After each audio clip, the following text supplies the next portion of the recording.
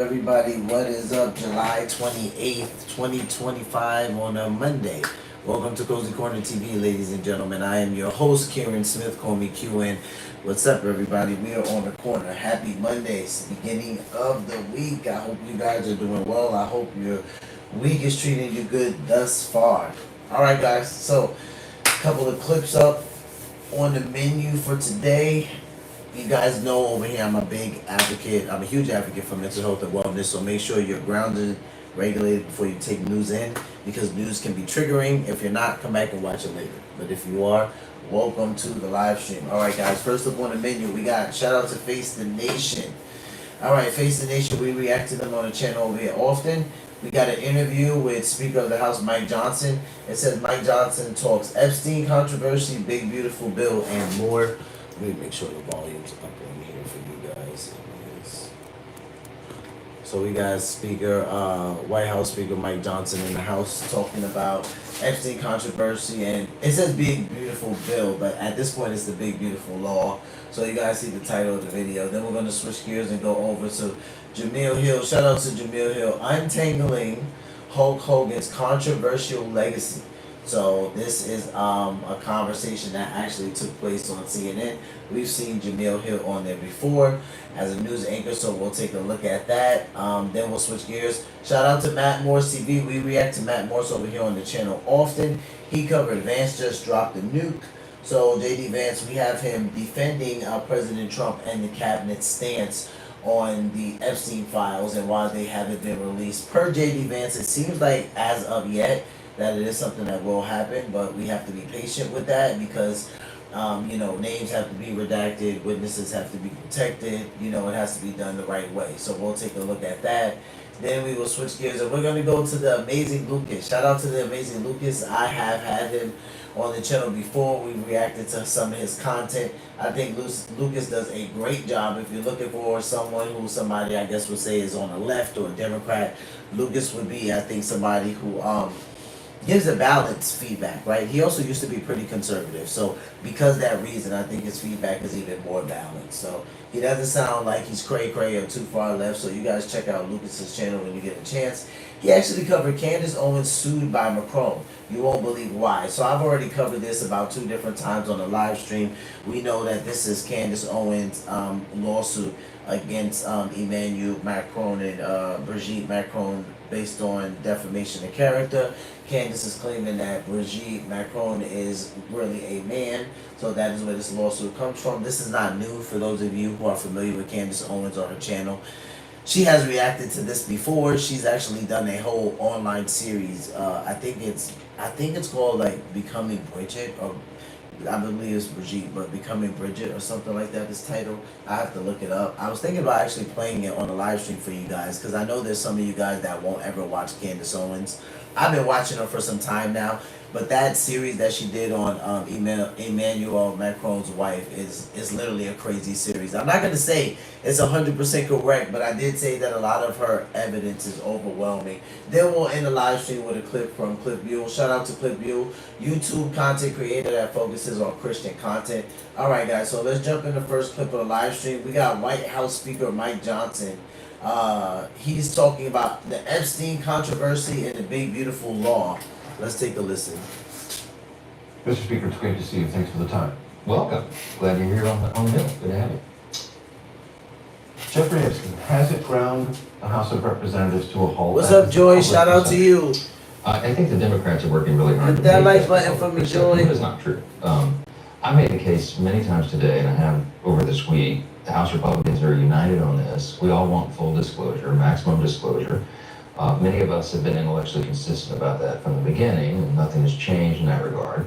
The president himself is there as well. There's no daylight between us and the White House, and he says he wants all credible evidence to be put out there for the American people to make their own conclusions, and they're working on it. The problem they have is that much of what is referred to loosely as the Epstein files is under seal by the courts, and so you got to have the Department of Justice go in and request the release, for example, the grand jury testimony. That was denied today by one Florida judge because it's a very difficult, delicate process. It is, and there's a reason for that. I'm a former litigator, federal courts. I mean, The grand jury process is jealously guarded, and a lot of the material that comes out of there cannot be carefully evaluated by people because there's no cross-examination in a grand jury hearing. I mean, none of the evidence has to be corroborated. It's not a full trial setting. So a lot of allegations can be made in a situation like that, where if the public just viewed it that way, they might skew it one way or the other. So it's something in our system that has traditionally been protected. The judges are cautious about that. I understand that, but at the same time, this matter, I think, is an unusual one. It merits, there's so much public attention regarding this, and the allegations are so dastardly. I mean, just evil acts. The people deserve to know, and so that's why they're pressing for it. And to the point, when the Trump Justice Department said there were more than 1,000 victims, for people who knew this case very, very well, did a lot of investigative work on it, that number surprised them. Xander 234, high. shout out to you, Xander. Hit And that like to their button. mind, Thanks for stopping investigative by. reporters and others, there have to be accomplices, uncharged accomplices, and that aspect of justice is still missing. Yes, and it's a great concern to us. I mean, we want full transparency. We want everybody who was involved in any way with the Epstein evils, let's call it what it was, to be brought to justice as quickly as possible. We want the full weight of the law on their heads. But when the Justice Department said in that same two-page memo, Tyler, there's no shout out to reason you. Thanks for pursue stopping further by. Hit that like button prosecutions, for many me. said, how can those two things be properly aligned? These are good questions. I don't know. I've never seen the Epstein evidence. It wasn't in my lane. But I have the same concern and question that a lot of people do. And look, I think the president... This is has not a this- hoax, in other words. No, it's not a hoax, of course not. I mean, there are real victims here. But that's part of the delicate... The balance that's being done here is, I tried to explain in my press conference this week, man, we want full disclosure. If I had these things in my possession, I would have put them out a long time ago. But I would also have been very careful to protect the innocent. It's the standard in law enforcement and courts and in government agencies that you do protect the innocent victims, for example, of sex trafficking and horrific crimes. We don't want their names exposed because they would be subjected to more harm. And so you have to be careful in how you do that. But at the same time, maximum transparency, all credible evidence, we have to keep pushing for that. We're going to move on, but I want to read you 3 quotes. One from Ralph Norman, Republican, South Carolina. The public's not going to let this die, and rightfully so. Ro Khanna, Democrat from California. The question is, whose side are you on? Are you on the side of the rich and powerful protecting men, or are you on the side of young girls and America's children? Last quote, Massey. I think, Kentucky Republican, I think it is a watershed moment for the Speaker and the House and the President. Evaluate those 3 for me. Well, I talked to Ralph Norman about 10 minutes ago before I walked in here with you, and he and I agree on this matter. I agree with what he said. With regard to Ro Khanna and Thomas Massey, I would say, if you're so concerned, why didn't you bring your discharge petition at any time in the last 4 years? Remember, President Biden and his DOJ had these files for 4 years. Neither of those guys said a word about it. But Thomas Massey is suggesting that this is some sort of watershed moment. We are all on the same page trying to advance the truth, full truth and transparency. And the idea that he's suddenly so concerned about it is curious to me. He waited until President Trump was elected to bring it. Hypocritical? Seems that way. A little bit. Hi, I'm Brett. And I'm Mike Johnson, he's grateful. He says Got it. seems that way. And this, I want you to do a thought experiment for me. It is election night 2026. Yes, Are you celebrating or are you explaining? we're celebrating. What are you celebrating on election night 2026? I am very bullish on election night 26. I'm absolutely convinced we're going to grow the House majority. A lot of reasons for that. It's not groundless optimism. It's going to be the result of a lot of hard work. The fact that we're delivering on our promises to the people. We had a true demographic shift in the 2024 election. We had a record number of Hispanic and Latino voters, for example, Black and African American voters, Jewish voters, union workers, who came to the Republican Party who had not been there traditionally in large numbers before, because they came with hopeful anticipation. And we're delivering. The One Big Beautiful Bill is a big piece of that. It's geared for lower and middle class, hardworking Americans. They will feel the effects of that before the midterm election in 2026. In addition to that, I think it's providential, but we have the most favorable election map that our team has had in decades. And what I mean by that is, as you and I are sitting here talking this evening, there are 13 House Democrats sitting in districts that President Trump won. There's another 21 of them sitting in districts he came within 5 points of winning. And it gives us an offensive opportunity because conversely, there's only 3 House Republicans sitting in Kamala Harris districts. So I like those odds. We're going to go out and target those seats that we can flip from blue to red. We're going to go out, run on our record. It's going to resonate with the people, and we're going to have a good night. Do you want Texas to draw, as President Trump has Very outlined, confident. 5 more districts nominally Republican, or leave it as it is? Well, the jury's still out on that one. I mean, I didn't have. What's a your say. advice to Governor Governor Abbott? Governor Abbott. Well, they need to follow the law. They need to be fair. They have legal Right. rights to do it. Supreme They Court sure. settled that. Of course, right. And I think they will do. I'm a fan of Governor Abbott. I think he's been a great governor there. And I think the outcome probably inures to our benefit. It sounds like, I mean, Texas is a red state, and that all makes sense, but we're still awaiting the outcome. I haven't seen the map yet. No one consulted me on that. But I am in charge of the whole map in a certain respect, in that I'm supposed to make sure that my party maintains the majority. I did that in 24, and I'll do it again. And we've got a lot more to run on now than we did last time. So I'm bullish. You mentioned the big, beautiful now law. I want to cite some recent CBS News polling on that. 47% told us it will hurt. 28% said it will have not much effect on their lives. 25% said it will help. Do you have some salesmanship to do? Yeah, we do. I'm not surprised by those numbers because they've gotten a steady diet of misinformation by most of the mainstream media and the Democrats certainly. They're telling them things that are simply not true. The good thing about this is we have the facts on our side. And the reason I put the big beautiful bill on such an aggressive timetable, a fast track to get it signed into law by July 4th, which was a self-imposed deadline that we met, was because we wanted people to experience the truth of what the bill will do for them. This is going to be like 2019. Before COVID, after the first 2 years of the Trump administration, we brought about the greatest economy in the history of the world. I mean, every demographic was doing better here. Really, everybody. Rising wages, more job opportunities, people climbing the ladder. We're going to get back to that again, but we did what we did in 2018, 2017, this time on steroids. This was a truly big, beautiful bill with something for everybody. And the lower and middle class earners are going to feel the biggest effects of that. If you make between 15 and 30,000, let's see, 15 and 80,000 dollars a year, you're going to have on average about 15% lower tax burden. The typical American family is going to have about $13,000 more in their pocket. 13,000. That's right, because of the results of all this. We increased So the they don't standard. see that by November of next year, they can hold you accountable. They'll see it, and they will vote accordingly. I mean, the economy is going to be doing well. This is jet-fueled economy. We're going to have American energy dominance, peace through strength again. We're going to have regulatory reform to get everybody going, get the engines of government going again, pro-growth economy. And we're absolutely convinced that this is going to serve us well. So the Democrats will be out trying to convince people of something that is simply not true. We'll be able to demonstrate the opposite. I really like our chances. 10 years from now, what do you think will have been more important? The big, beautiful law or crypto legislation recently passed here in the House? Well, I'm going to be biased and tell you it's the big, beautiful law, okay? Because it is so comprehensive. I do think it's one of the most consequential pieces of legislation that Congress has ever passed, and I'm a student of these things. But I will tell you that the crypto legislation is a big thing as well. And having done the stablecoin and the market structure bills through the House, really, really important for that growing sector of the economy. It will spur on innovation and more investment, and I think it's going to be a big thing for the future. So we're doing And lots create more alternatives for secure transactions that don't have to flow through banks, which some people would prefer. Yeah. If you believe in freedom, you got to support all of that, and we do. We're also equally convinced that there should not be a central bank digital currency, which is the other piece we've got to secure. Right. Because we don't want the government having that kind of power to be able to, oversee the personal banking of everyone, and that's what that would lead to. So this is a pro-freedom rally cry, and one that we're going to try to get that done one way or the other through the end of this Congress. You mentioned central digital currency. There's a central bank in our country. I'm sure you're aware of that. Yeah. How comfortable or uncomfortable are you, Mr. Speaker, with the president's repeated denunciations and jawboning, and that's putting it mildly, of the Fed Chair Jerome Powell? Well, I understand the president's frustration. I do believe that he should reduce interest rates, and it's really too much power to be held in the hands of one person or a board, and he has a board.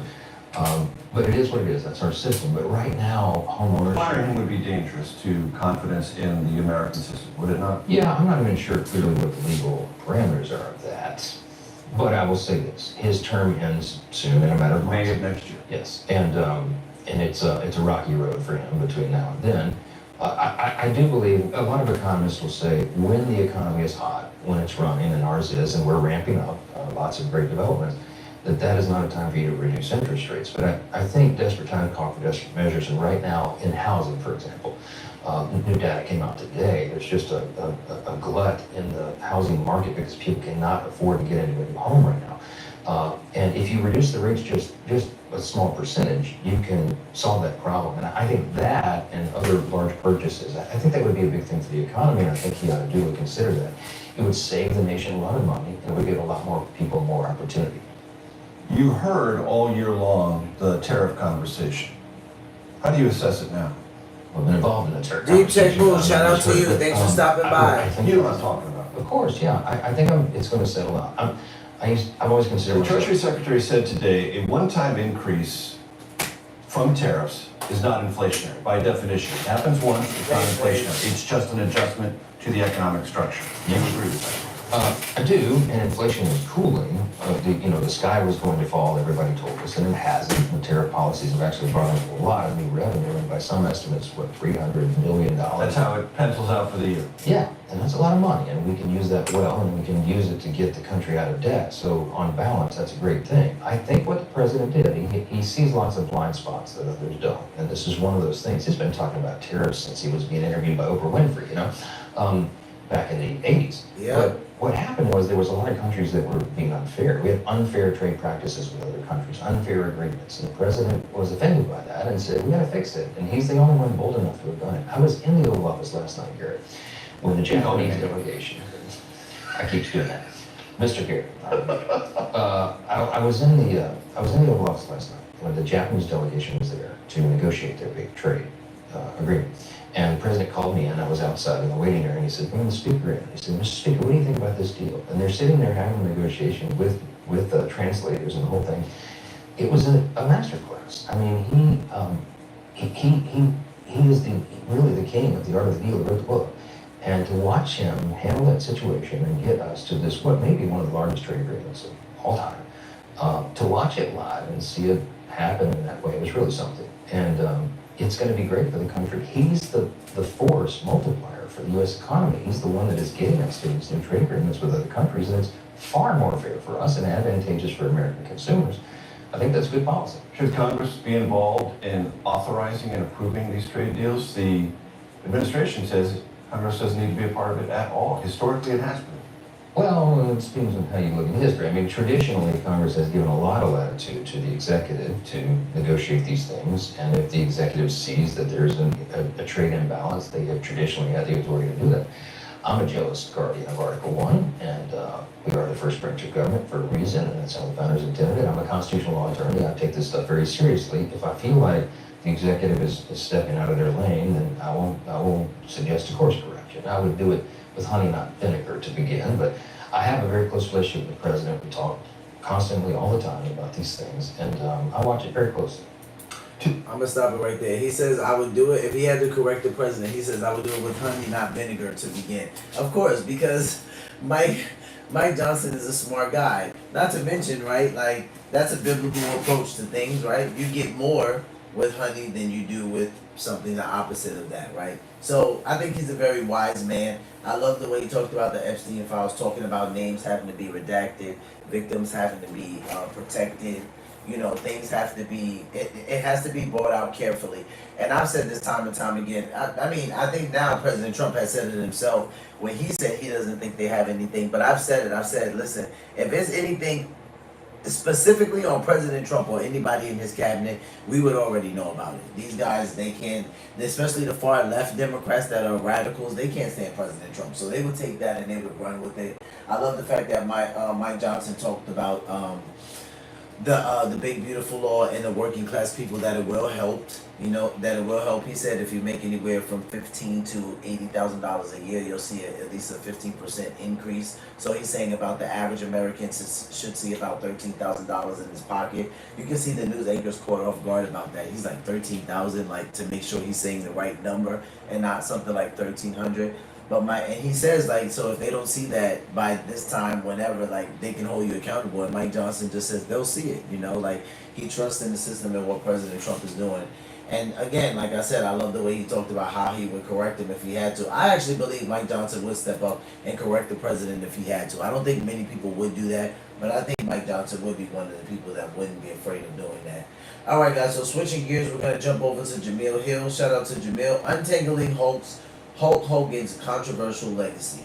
So Jamil Hill joined CNN. So we've seen Jamil Hill on CNN before. Let's take a look at what they have to say about Hulk Hogan's legacy.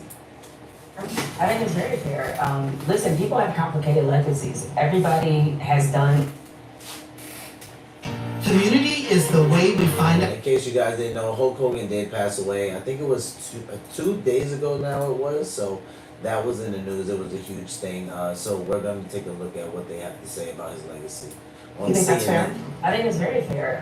Listen, people have complicated legacies. Everybody has done something. That doesn't mean that it needs to be the headline. But I think it's a little different with Hulk Hogan. Like a lot of young people of a certain time, I was a Hulkamaniac. I loved Hulk Hogan. I used to practice the leg drop in my living room. Like I was a really big fan. And so the level of disappointment and disgust that I felt hearing him not just use the N-word repeatedly, but showing a particular disgust for Black people.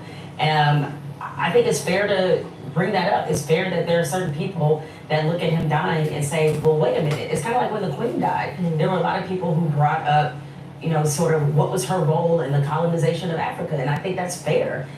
We can't look at these legacies and feel like just because somebody's died that we're obligated to only remember the positive things. Sometimes they do character defining things in the process of that legacy that deserve examination, scrutiny, and if some people prefer not to remember him fondly, I think it's their right. Yes, okay, so if you're not familiar with some of these controversies, here are a few of them. He apologized for a racial slur after the WWE dropped him from his contract. He had a race rant over his daughter dating a Black man. Jesse Ventura said that Hulk Hogan ratted him out when he... Let's go back here a little bit. This is CNN, so we already know the kind of stuff they're going to cover. So let's not get our feathers all ruffled. Let's see what they're saying here. Racial slur after the WWE dropped him from his contract. He had a race rant over his daughter dating a Black man. It says the New York Times covered Hulk Hogan apologizes for racial slur after losing WWE contract. The New York Post, Hulk Hogan's race rant over his daughter dating a Black man. CNN, Hulk Hogan proves that Trump world can't resist attacking Kamala Harris' racial identity. And Y Entertainment, Yahoo Entertainment, Jesse Ventura, Hulk Hogan ratted me out when I tried to unionize wrestling. Jesse Ventura said that Hulk Hogan ratted him out when he tried to unionize wrestling, and Hulk Hogan proves Trump world can't resist attacking Kamala Harris's racial identity. I can't believe I missed the one opportunity in my life to have a Hulkamania shirt underneath this and tear it off at this very moment right now. But that said, we all have complicated lives, and we've all said things and done things that we regret. That's universal, I think, to humanity. People change, people grow up. It is worth noting that his apology, and again, you don't know how sincere it was. I wasn't there when he wrote it, but his apology was sincere in the sense that he took ownership of the things he said. So I think that is sort of something worth noting as we're talking about his legacy and whether he's worth remembering.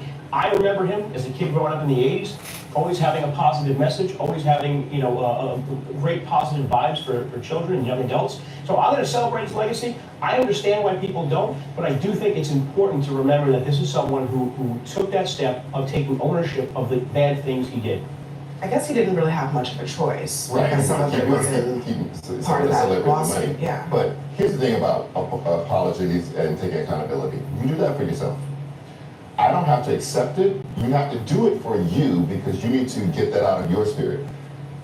That's the same way of like trying to kind of erase this from our memories. I don't have to do that. You choose to celebrate him. You would like to have on Hulkamania shirt. I would like to never be have anything to do with Hulk Hogan in my life because of what Jamil said. I read the entire exchange that he was having about that boyfriend of his daughter. None of that. That wasn't like kind. He wasn't using the N-word in some sort of jovial way. It was really derogatory, not just about him, but about all Black people. He used the N-word with the S on it. All Black people. Am I racist? He says at one point. Yes, I am, to a certain degree. F N-words. I'm done at that point. I'm checked out. You can wear as many shirts as you want to. I don't want to sit next to you when you wear it. I'm checked out. I mean, a positive message but also all of that other stuff. First of all, I mean, a lot of people might say, let's not even talk about this. He just passed away, what have you. But he's a public figure. I mean, you think it's fair to bring this up? You know, people are always going to bring things up like this, Abby, and you choose to if he's a either public accept figure, it it's and just talk gonna about it, happen, and choose even if it to. is not appropriate. There's no secret. I mean, humans are very complex people, and sometimes we make mistakes. Sometimes we say things that we wish we wouldn't have said, and we do apologize, or some people just don't apologize, and they move forward, they don't care. But I want to choose the legacy of Hulk, like you brought it up at the beginning. I mean, this icon, this wrestler who brought all these young individuals to wrestling, and now that he's passed, people are going to question it. For me, he's always going to be a legend. He's going to be the Hulkster, the Hulkamania, all that stuff. And Charles has his choice to be against that, and I respect you immensely for that, Charles. But for me, he's a legend. I want to celebrate him. I've had a lot of positive feedback in my social media on Hulkster, and may he rest in peace. Can I just play? I thought this was interesting. This is an ESPN reporter who wrote a book about professional wrestling, and he framed it this way. I'm curious what you all think about this framing. One of the things that's complicated about wrestling is, where does the character end and the real person begin? We're talking about a guy named Hulk Hogan. That wasn't his real name, as you mentioned at the top. It was Terry Bollea. So I would say that Terry Bollea probably made a lot of mistakes in his life, probably a lot of things that he probably regretted at the end. But Hulk Hogan as a character, there's no doubting the legacy of what he was able to do for the professional wrestling business. It's not just him, right? There are plenty of people. There's Bill Cosby, the man, and then the character that he played. I mean, this is a common problem that we find ourselves in as a society with these people who are deeply flawed. What is the, I mean, they're human the old adage beings.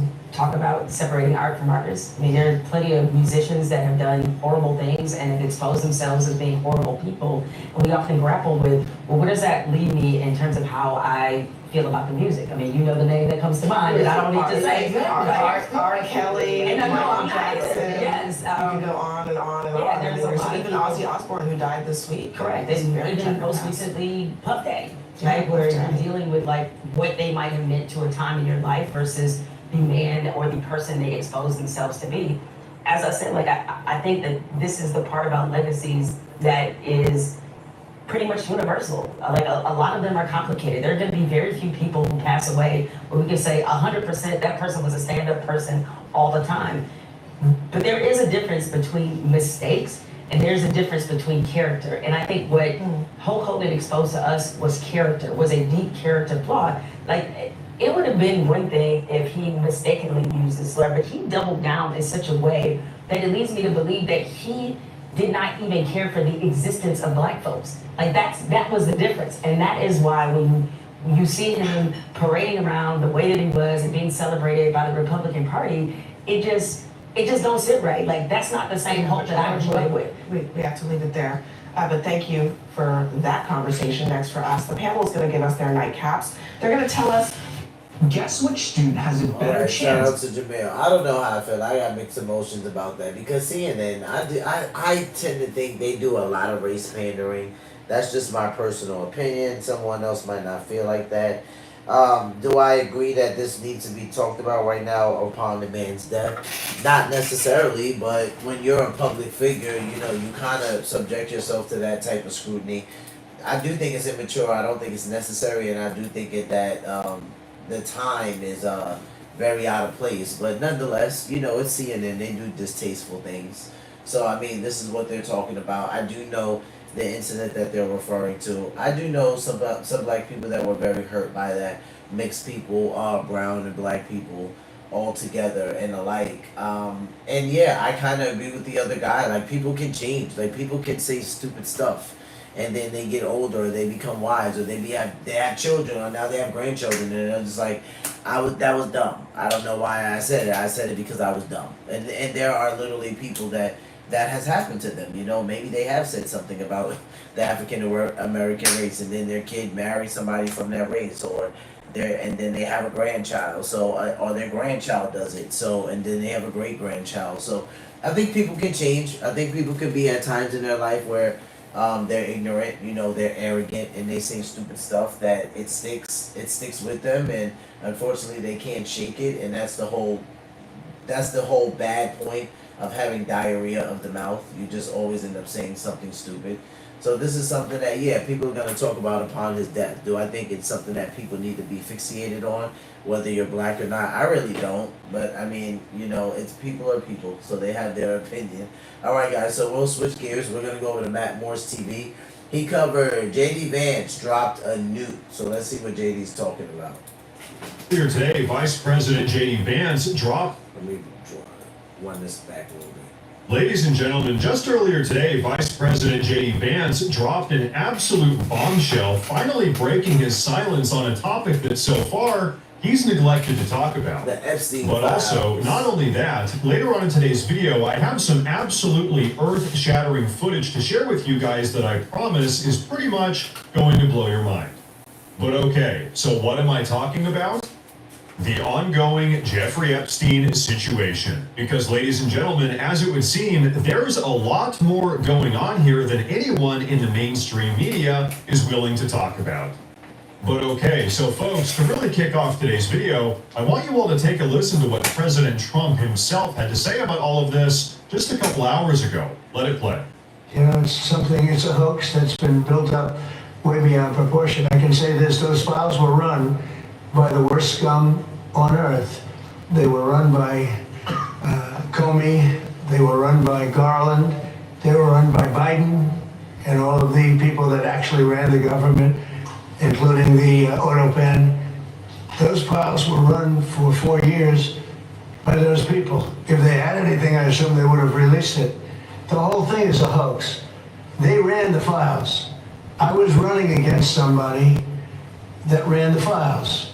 If they had something, they would have released. Now, they can easily put something in the files that's a phony. Like, as an example, Christopher Steele, a person you know well, happens to be from your country.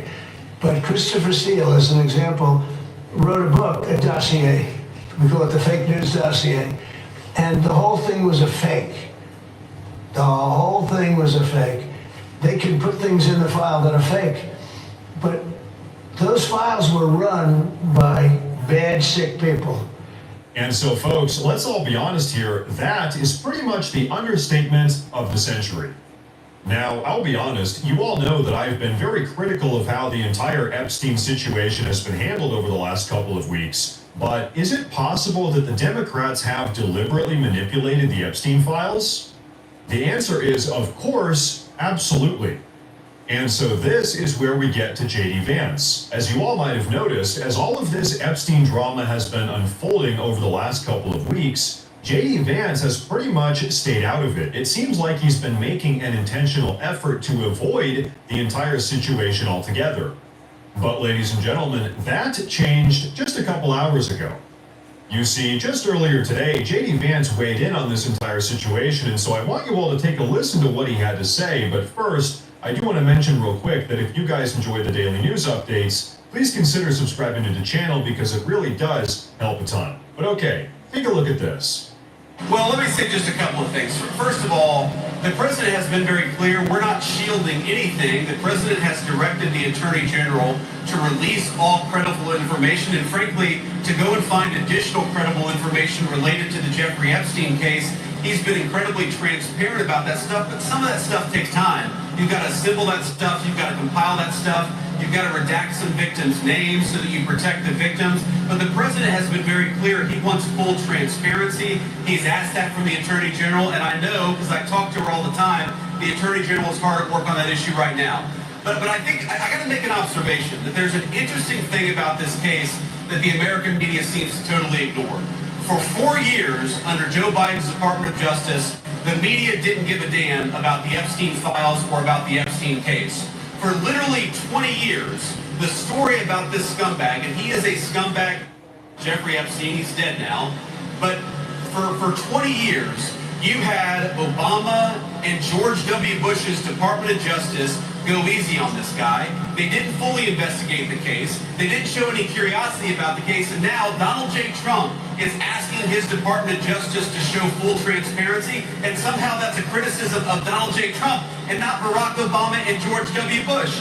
If you want to criticize the people who aren't showing full transparency, you ought to go after the administrations that went easy on Jeffrey Epstein, the administrations that concealed this case for 20 years, and the administrations that failed to show full transparency.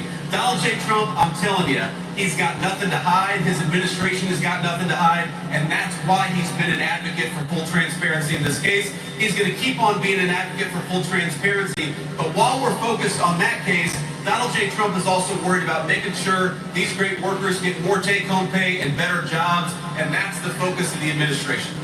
All right, so folks, we have a lot to talk about here, so let's get right into it.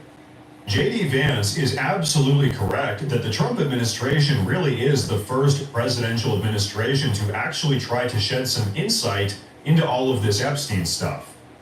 As he said, George Bush didn't do anything, Barack Obama didn't do anything, and as we all know, Joe Biden also didn't do anything. And also, worth noting, despite what the mainstream media would have you believe, this entire situation genuinely is ongoing.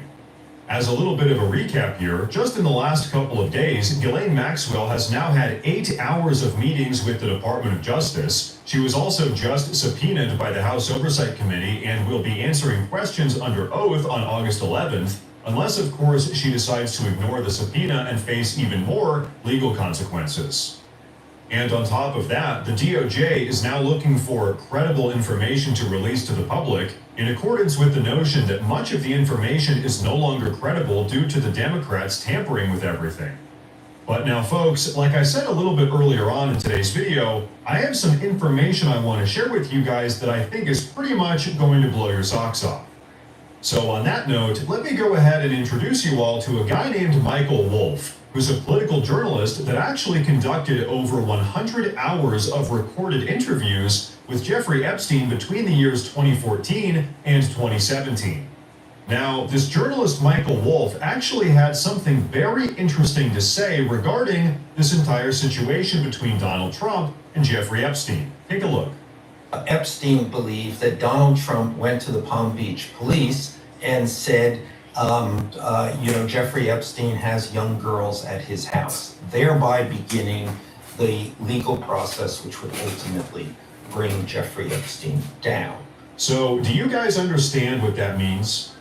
Jeffrey Epstein himself actually personally believed that in 2004, it was Donald Trump that first reported him to the police, which ultimately led to his arrest in 2006 and his criminal conviction in 2008. So this is a big deal what Matt's talking about right now. And it's a big deal mainly because everybody's like, oh, Trump won't release the files because he's hiding something about himself, right? People like, Jasmine Crockett has said things like that. Other Democrats even, there have been Republicans that have been suspect. But this information that Matt's pointing out here is extremely important because he's saying that Epstein was convinced or under suspicion that Donald Trump had reported him to the police. Okay, so Donald Trump had reported him to the police, all right? And yet people think that Epstein had something on Trump. That's interesting if Trump was the one. Why would I report somebody to the police that has dirt on me? I actually wouldn't do something like that. So that's interesting because if Matt is saying that Epstein was under the impression that Donald Trump reported to him to the police, that's almost like Donald Trump incriminated himself or telling on himself if Jeffrey Epstein did in fact have files or some type of evidence or incriminating evidence against Donald Trump. Have you guys heard about that in the mainstream media? Yeah, I didn't think so. Wolff actually personally believed that in 2004, it was Donald Trump that first reported him to the police, which ultimately led to his arrest in 2006 and his criminal conviction in 2008. Have you guys heard about that in the mainstream media? Yeah, I didn't think so. But okay, so do we have any other sort of information that corroborates this story? Well, as it would turn out, we do. Ladies and gentlemen, this is attorney Bradley Edwards, who back in 2008 actually legally represented over 70 of Jeffrey Epstein's victims. And so, folks, I think you guys are going to want to take a listen to what attorney Bradley Edwards had to say about Jeffrey Epstein's relationship with Donald Trump. Let it play. The only thing that I can say about President Trump is that he is the only person who, in 2009, when I served a lot of subpoenas on a lot of people, or at least gave notice to some pretty connected people that I wanted to talk to them, he is the only person who picked up the phone and said, let's just talk, I'll give you as much time as you want, I'll tell you what you need to know, and was very helpful in the information that he gave, and gave no indication whatsoever that he was involved in anything untoward whatsoever, but had good information that checked out and that helped us, and that we didn't have. Yeah, no kidding. So look at that. This lawyer is saying at the time when he wanted to subpoena people, talk to people, and gather information, at whatever time that was, Donald, and he was doing it to a lot of people, he's saying that Donald Trump was the only person at the time that called him back and was like, hey, you know what, let's just talk. I'll tell you whatever you need to know. He was the only person that was forthcoming. He makes it clear that from memory, he says it was Donald Trump. He was the only one that called me up and was like, hey, let's just talk. I'll tell you whatever you want, right? And then before this, Matt says that Jeffrey Epstein was under the impression that Donald Trump was the one that reported him to the police around 2005, 2006. So again, if Jeffrey Epstein had all this evidence on Donald Trump, why would Donald Trump call the cops on him? Why would he be so forthcoming? He would be incriminating himself. This is why I'm saying that there's no way in any of the Epstein files right now that there's anything about Donald Trump in there or anybody in his cabinet. It would have already been out. To take a deposition of him. That was in 2009. That was in 2009. So, do you know if there's any truth to James Patterson's claims that Trump kicked Epstein out of Mar-a-Lago? I've definitely heard that. And so, ladies and gentlemen, that Trump there you have Jeffrey it. Epstein Have you out of heard Mar-a-Lago. that on the mainstream media? Nope. Once again, don't think so. As it would turn out, it seems like Donald Trump not only tipped off the police about Jeffrey Epstein in 2004, he also officially banned Epstein from all of his properties in 2005, but then he also willingly provided information and helped stick up for all of Epstein's victims in 2009. And so, folks, at this point, let me give you my brutally honest opinion about all of this. I have to say, this entire narrative that Donald Trump is currently covering up the Epstein information because he himself is criminally implicated, to me, just seems absolutely absurd. Now, do I think that all of this can be handled in a better way? Yes, of course. However, is it possible or even likely that the Democrats did, in fact, tamper with the files? Also, yes. So for me right now, I'm willing to continue letting my voice be heard, as is our patriotic obligation as Americans, while also watching all of this unfold and let the record show this entire situation is continuing to unfold. But I'll tell you what, folks, this should come as a surprise to absolutely none of you, but with this entire situation, I have never seen more fake news and propaganda in my entire life. Without a doubt, right this very moment, all of the subversive anti-Americans, the globalists, and of course the far-left radical progressives are all trying to spin their narratives. And why? It's simple, really. It's because we are finally trying to put America first. Shout out to Matt Morse. We react to Matt Morse here on the channel often. You guys go watch his channel when you get a chance. I think he makes a great point. He says it's absolutely absurd at this point if anybody thinks that President Trump is involved in the Epstein files. I agree with him. I said the same exact thing. I said, dude, if these far left radicals had anything on President Trump or his cabinet in those files, if they could even know a little bit about it, they would take that thing and run across the desert with it, forget about it. All right, guys, we're switching gears and we're going to shout out to the amazing Lucas. You guys check his channel out when you get a chance. He covered Candace Owens sued by Macron. You won't believe why. Let's take a listen. But why?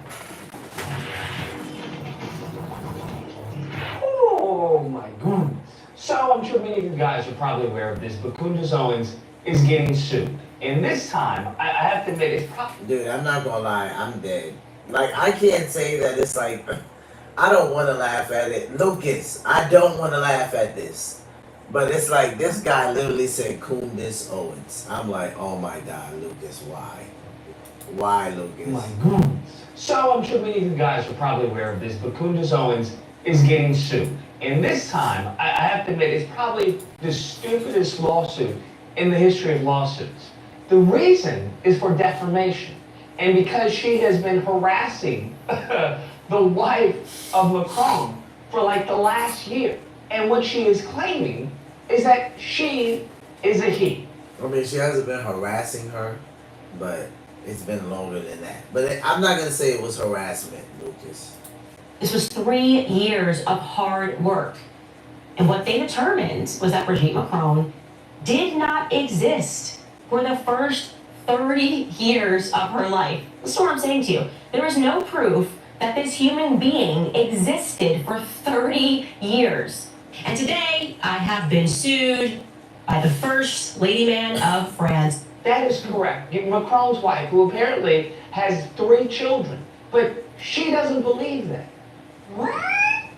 And she's been calling this woman a man. Hey, this is a man, and you're gonna die a man. And given the lawsuit, she even doubles down, talking about, hey, you're a man, you'll always be a man, and you're a die a man. You were born a man, and you will die a man. That's the point I'm making. So give us a sample. I'll send my doctors to take your blood. Figure it out real quick. However you want to go about this. Hey, how about just giving us some pictures again of you growing up, raising your children? That would be fine. For whatever reason, to phone, by the way, like I said, we'll get to the bottom of it. Right, that is what Discovery is for. And it asks a lot of questions. Well, first of all, I'd like to thank her for that reaction to the lawsuit.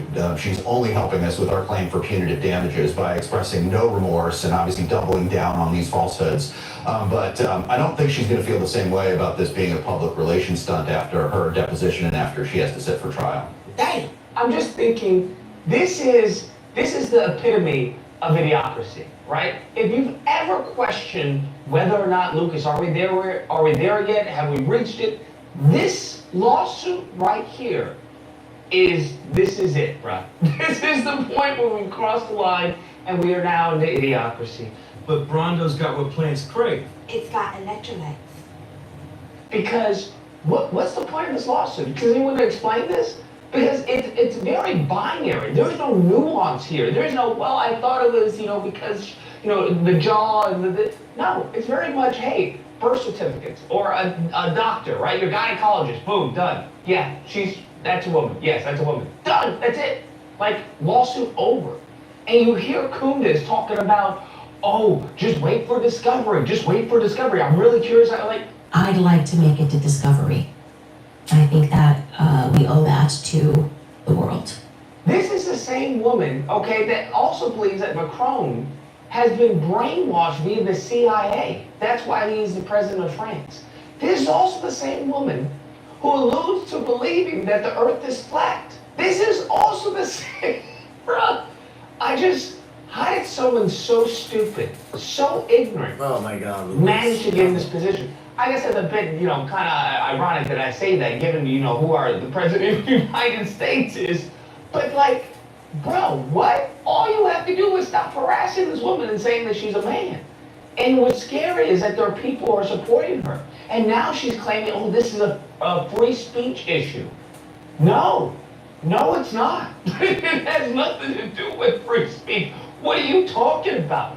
Yeah, we have laid out extensive evidence in our complaint demonstrating that she was born a woman, she's always been a woman, and the allegations of CIA control conspiracy and the incest and all the other things are demonstrably false. Putting aside the fact that they are all inherently implausible, what you said at the outset is obviously really important. In our system, if you're making an inherently implausible allegation, the standard is higher. You have to come forward with better evidence if you're going to say it. She has none of it. All she's done is mocked them and ridiculed them and repeated it. Yeah, Macron has done everything, okay? I guess he even talked to Trump to ask Candace Owens to stop harassing his wife. But I'm thinking to myself, if you had a wife, right? If you had a wife, or ladies, if you had a husband out there, and you had this individual who kept on harassing your husband or harassing your wife for over a year, constantly putting out videos, putting out documentaries, all this, talking about how this person's a man, and Your husband was born a man. You know your wife was a woman. I mean, it would come to a point where enough is enough, especially if you have the money. And what's crazy is she has her ego is mind blowing. But she talks about how she was like, hey, I reached out to them and they didn't give any comment. And it's like, girl, who are you? What are you talking about? Who are you to give comment to? Like, do you understand by giving comment, you're validating her accusations, her allegations? No, you're a nothing burger. You're a nothing burger. So in all honesty, I hope they destroy her. I hope it's so bad that her husband has to step in and get a divorce or something. But I don't know. Given that George Farmer probably isn't the sharpest tool in the shed, I'm not sure what that divorce would look like. I'm sure she would probably get half, more than half, knowing how vicious and vile Candace Owens is. Damn. But at the end of the day, I am at a loss of words for this level of stupid. I really am. Okay? You spent a whole year harassing this woman, saying that she's a man. Now when they finally, strike back with a lawsuit as defamation, now you want to say it's a violation of your free speech and all this doesn't set a good precedent and all this. And I'm just like, bruh, you're doing the same tactics, and that's the funny part. She's doing the same tactics that they would accuse the left of doing. The same thing that when libs of TikTok was doxxed. They do the same thing, right? They had the story written up, everything's good to go, and they, give you a call like, hey, do you want to make a comment on this? Huh? Do you want to make a comment on this? And then by that time, it's not like you're going to change the narrative. So he's like, no, I don't want to make a comment. He's like, all right, well, we're going to run the piece. Like, this is bullying. And to call herself a journalist is crazy. This mofo. All right, I'm gonna stop it right there. You guys can head over to the Amazing Lucas channel and watch the rest of that. Shout out to Lucas. Yeah, man. I mean, hey, to each his own, right? Like Candace Owens, I didn't say that she had all the facts straight when she covered this about Emmanuel Macron's wife. I did say that her journalism, investigative skills are on point. I said the evidence was overwhelming that she had. Not that it's true evidence because we don't know that anything is a fact yet. But nonetheless, it was overwhelming. It's an online series. I think it's called Becoming Bridget or Brigitte. You guys will check that out. Some people are saying like they don't understand why the case has been filed in Delaware. Candace Owens LLC and I believe her husband's as well. Their business is incorporated in Delaware, so that's the reason why, or it's legalized in Delaware. So that's the reason why the lawsuit is happening in the state of Delaware. It's kind of crazy, but at the same time, I said we'll follow it. Bridget does have 3 kids, or Brigitte. So people are like, well, what about that? Like I said, Candace Owens did talk about some of that on the docu-series, I guess we could call it, that she did. It was, like I said, it was overwhelming. You guys go check it out for yourself and you make your mind up. Let's go here on Cliff's channel. There was a couple of clips I was looking at earlier today, but I'm going to bring them to you guys in order. So, I'm going to go with, he gives grants, King Christian, because, let me start right here. All right. Because I can also do the other one. So I'm going to run this back. So this is Clip Mule. Shout out to Clip Mule, YouTube content creator. Focuses on Christian content. Tonight's title, Can Christians Be Political? Christianity versus Politics. Because of Clip's content, every night here we're able to end a live stream with a clip from him. If it's not every night, it is most nights. So let's take a listen at what Cliff covered tonight.